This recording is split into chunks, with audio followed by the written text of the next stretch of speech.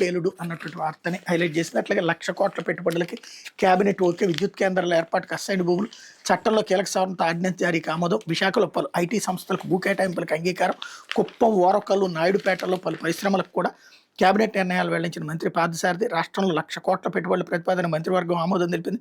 సోమవారం సీఎం చంద్రబాబు అధ్యక్షతన అమరావతి సచివాలయంలో కేబినెట్ సమావేశం జరిగింది. 70 అంశాలకు ఆమోదం తెలిపింది. సమావేశం అనంతరం రాష్ట్ర సమాచార పౌర సంబంధాల గృహ నిర్మాణ శాఖల మంత్రి కొలుసు పార్థసారథి విలేకరులకు వివరాలు వెల్లడించారన్నటువంటి వార్తని హైలైట్ చేశారు.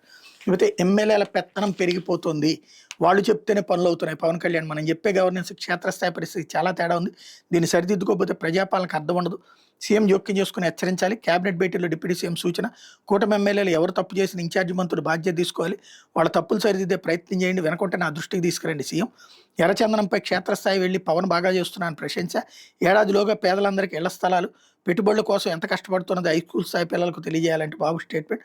కూటమి ప్రభుత్వం పొలిటికల్ గవర్నెన్స్ ఉండాలని పదే పదే చెప్తుంది, కానీ క్షేత్రస్థాయిలో పరిస్థితి భిన్నంగా ఉంది. చాలా చోట్ల ఎమ్మెల్యేలు చెప్తూనే పనులు అవుతున్నాయి, దీన్ని సరిదిద్దుకోకపోతే మనం చెప్పే గవర్నెన్స్ ప్రజాపాలనకు అర్థం మారిపోతుంది. డిప్యూటీ సీఎం పవన్ కళ్యాణ్ రాష్ట్ర మంత్రివర్గ సమావేశంలో వ్యాఖ్యానించారు.